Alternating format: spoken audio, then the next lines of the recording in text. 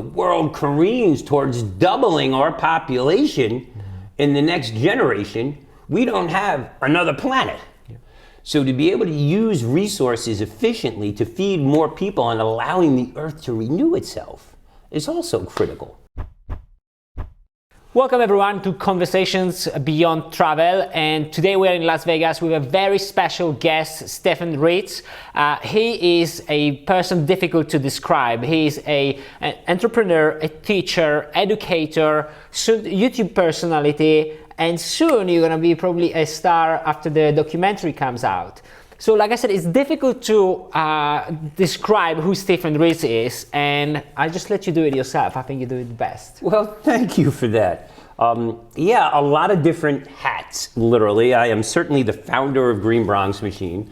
At my core, I am an educator, but I think if you had to put an umbrella around the whole thing, I am president of the Children's Union. So I am a seed spreader and a peace promoter. And my goal is literally to grow something greater all around the world through the art and science of growing vegetables with children in happy, healthy, resilient communities. Yeah, that's the mission that you have. We're going to speak a little bit about this, but tell me a little bit, Green Bronx Machine, because you come from Bronx, right? Yes. And yesterday I was listening to you on stage and you said something very, very interesting, and I'm going to butcher it a little bit, but you referred to, I don't want a zip code or the race to be detriment of the health or something like to define. Well, thank you for acknowledging that point. And this is a point, no matter who's listening out there, United States or around the world, zip code, where you live, and the color of your skin should not determine outcomes in life. Yeah. It's just that simple.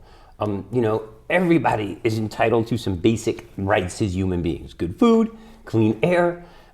So zip code and skin color should not determine outcomes in life. Access to quality education should. And I'm a huge advocate for public education. Now, let me be clear. The most important school supply as an educator, and I'm also a building leader, but to me, the most important school supply in the world is food. And I'm going to say that again for people who are listening. The most important school supply in the world is food. Children will never be well read if they're not well fed. And what are we seeing everywhere around the world, whether you are rich or poor? Chronic health disorders. This is the first generation of children who are not going to outlive their parents simply because of what we're eating. And whether they are wealthy kids with an excess of crap or poor kids eating cheap food that has empty calories, or sadly, in so many places, people who have access to nothing. You can't teach children if they're hungry or malnourished. And you wouldn't put vinegar in your Porsche or your Mercedes, so why put poison in our children? Yeah, absolutely. So is this the mission of Green Bronx Machine, or how was it born? And because it became something much bigger than... Green Bronx Machine is really taking off. But it was rooted in the belief that people who are apart from success can be a part of it in ways that benefit all. And that people should not have to leave their neighborhood to live, learn, and earn in a better one. I come from the poorest congressional district in the world. And each and every day, children are born into situations there that most people would not want to be caught dead in. So for me, it's about equalizing that. And the mission of Green Bronx Machine is to grow high-performing schools and happy, healthy children by putting gardens in classrooms and growing something greater all around it. Absolutely. Yeah, let's talk a little bit about the gardens. Your mission is, like you described it really well, and we have this great product that is called Tower Garden.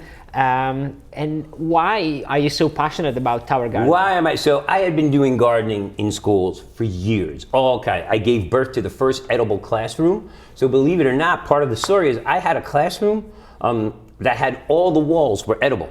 And I built it in the Bronx. It's about not even as big as this room that we're in now. And it grew enough food to feed 450 students in a room. But it was a lot of work. I was kind of like, the guy in Back to the Future in the basement, inventing stuff. But that thing was not scalable. I couldn't ask other teachers to do it. I couldn't put that kind of thing in a box and send it to you. And it turns out that my students and I, we won the National Gardening Championship, the United States National Indoor Gardening Champion from New York City. We're not farmers, we come from the concrete jungle. But it turned out that it was the marijuana show. We got invited to the gardening event, but it was the marijuana show. And I didn't know because I didn't read the fine print. We were just so happy to be invited. And we go to this room and I have all these kids, many of whom were overaged and undercredited, which means they were disconnected kids, they were gang kids, they were foster care, they were kids who were not succeeding in the world as is. But I was kind of their mentor. So instantly they thought I was the coolest guy in the world, taking them to a marijuana show. And of course, everyone who had seen my TED Talk in that show thought I was the coolest teacher in the world. So here are the toughest kids with a really cool teacher with all these weed heads who thought I was a celebrity. It was the recipe for disaster. So I had the kids huddled together. I'm like, listen, we can't get arrested. You can't bring marijuana back to New York because we had gotten invited to California. Right. And we had a principal with me. So thank God he knew that I didn't, this was one big mistake. And this is where children stepped up because nobody rises to low expectations. And when I asked these young people to really step up and make sure we stayed safe and I stayed safe, they did. And remarkably, we learned a lot. So a lot of the grow technologies are applicable for any kind of plant, whether it's marijuana, lettuce, tomatoes, hemp, whatever. So seeing this technology was really important. And on the last day of this event, I'm walking around the event with the children. We're looking at things. People want to give us free samples of everything, including the marijuana. I said, no. I see this thing called a tower garden. And I looked at it and I said, that's it. I could take this thing, it comes in a box, and I could do it. I could get thousands of teachers to do it. And then literally that morning, the next day I got home, called the vendor, ordered 15 of them out of my own pocket, put a tower garden farm in the Bronx, and I was the first teacher in America to actually put a tower garden inside a classroom. And within years, we've had thousands, and now Green Bronx Machine has been taking off. And we wrote curriculum, and the curriculum, the Green Bronx Machine classroom curriculum, is a project-based learning endeavor. So the kids think they're going to school to do this tower garden, but they're learning how to read, write, and do math, science, social studies, and the internet every day. So it's kind of like smoke and mirrors, if you will, but the beauty of the product is that tower garden really grows. Yeah. Plants really grow. Listen, I've actually killed more plants than I've ever grown, but I only post pictures of the living ones. But I've never heard a kid growing with a tower garden in school, and that's the beauty of it. And hundreds of thousands of pounds of vegetables later, 500 schools in America that are using our program, farms around the world, including the Gulf. Yeah. Wow, We are growing something greater, and we're just getting started. So please go to the website. You know the website, greenbronxmachine.org. You can learn a little bit about me at Stephen Ritz, STEPHEN, RITZ, StephenRitz.com. And then the craziest thing is I wrote a book. So I met some lady who told me I should write a book, and I thought she was crazy. Turned out she was a New York Times book critic. So I called her back. And she asked if I could do something in 10 days. I did it overnight, and in 30 days we had a book offer from around the world. And the book became a #1 bestseller, The Power of a Plant. Wow. And it's used in schools and colleges. It was a best-selling book, The Power of a Plant. And we used all the money from that book to fund the organization and grow it. I'm definitely going to get one before I leave US. Yeah, get one for sure. You know what? What hotel are you at? Well, we won't put your hotel out on the air, but I'll make sure you get one. Oh, wow, thank you. And I will obviously put all the links to Stephen's projects that he's involved, that he mentioned, and the ones that he didn't mention in the description of this video. So check out the description to find out more. Stephen, that was the destination if you went to the disaster show, found a tower garden, and changed thousands, if not hundreds of thousands of lives by now. Absolutely. Because I know you are sharing this mission not only in the US, but internationally. You've been, yesterday I think you mentioned, was it 20 countries now, or who knows? So, literally, well, the coolest thing is you could actually watch our TV show, Let's Learn with Mr. Ritz. It's on YouTube, it's on our website. But we have episodes of Project Explorer that are being shown on Emirates Airline.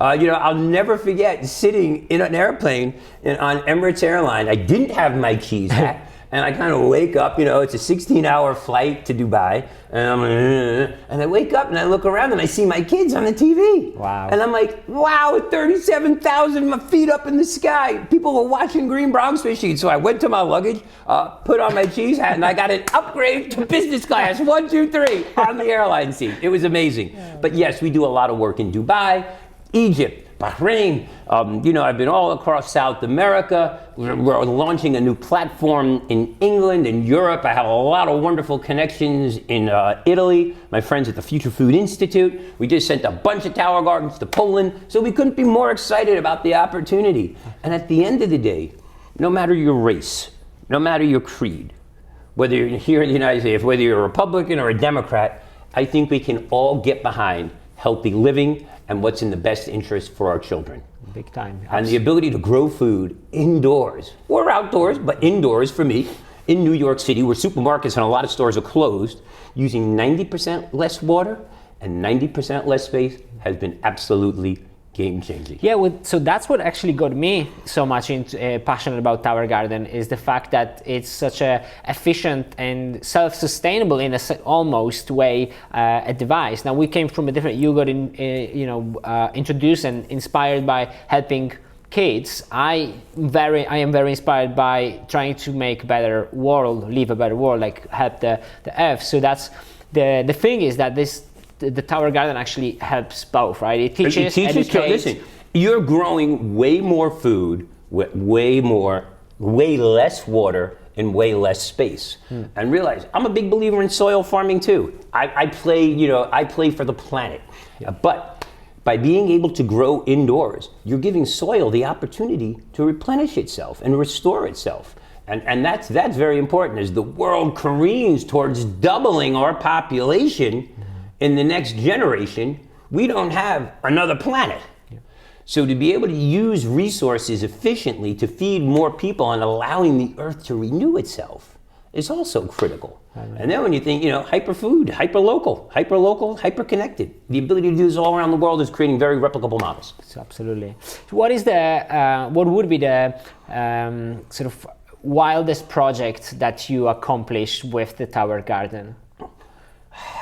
Listen, I have farms in Dubai, in the middle of the desert. I have children. I have a Fairgreen International School. They have a commercial farm, and they're making money. So not only are these kids, who they're eating better, they're learning about the planet, they're making money, they're feeding other people, they're donating food to charity and those in need. That's a spectacular project. I mean, I put a farm in the White House, which is pretty cool, in the Obama White House. So there's cool, and then there's impactful. The beauty of this. So cool is definitely, being invited to the White House, not once, not twice, but 3 times. Wow. Putting a farm inside the White House and outside of the White House. I've put farms on. Listen, see my TED Talk. I've got a TED Talk. I've done amazing things. But you are a very inspiring person. But the most important thing for me is right now, back home in my community where there is tons of junk food, I've got kids who love eating vegetables. I've got kids who don't eat meat now, don't eat chicken, who are vegans, who are social and environmental justice advocates and equity warriors. That's my greatest project. So, I say 150,000 pounds of vegetables later, the best thing I've grown is happy, healthy children and high-performing schools. Wow, amazing. And a lot of smiles. A lot of smiles. For a lot sure. of smiles, A lot of smile and fun. I think in one of the videos, yesterday you were showing this video that you asked children, are you happy to have a Tower Garden? When you just introduce it, no one is happy. And then as they learn how to do it, they smile, they laugh, they have fun doing it. Listen, think about when you were a little boy. Did you ever put a lima bean seed in a paper towel? Look, you're smiling right now. See, there it is. Every child loves that experience. The beauty about plants is that they really grow. Sometimes you have a hard day at school. It's hard to learn to read. It's hard to learn to write. It's hard to do math, especially if you run out of fingers. But plants, they really respond to love and they do the work. So, I love growing plants, to see things get bigger and grow because I've taken care of them and not have poop to scoop is really important. Nice one. And now you also were showing a trailer of a documentary that is coming up. What is this Super about? Excited about our new film called Generation Growth. And we hope it has won award after award after award in film festival. And we've just acquired the rights. We're in the process of acquiring the rights, and we hope to release it sometime in 2022. We do have the trailer on the Green Bronx Machine website. But in 2018, our humble little program won an Emmy Award for, Growing a Greener World, episode 808. So if you're out there, go to the Green Bronx Machine website and check out Growing a Greener World, episode 808. It'll really show you what we do, where we do it, and how we do it. Absolutely. And visit our YouTube, Green Bronx Machine YouTube and Stephen Ritz YouTube. Tons of resources. Yeah, tons of resources, tons of inspiration, how to help children, how to, get yourself also educated, not only for the children. Stephen, I mean, do you ever run out of any ideas how to do that? No, I stay pretty busy. And the bottom line is, as much love as I give, really, I get a lot more. So I'm part of what I call a very virtuous cycle. And we keep what we have by giving it away and giving it away freely. And the bottom line is this: no matter where you are, no one can do everything, but everyone can do something, and no one will go broke giving love. And my message is really one of love and hope. And the more you give it, the more you get it.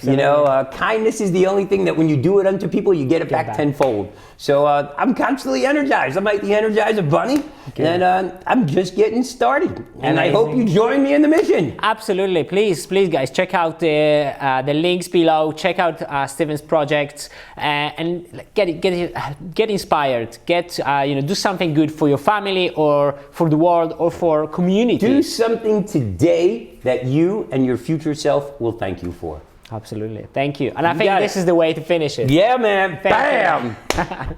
Thanks a lot. You got it.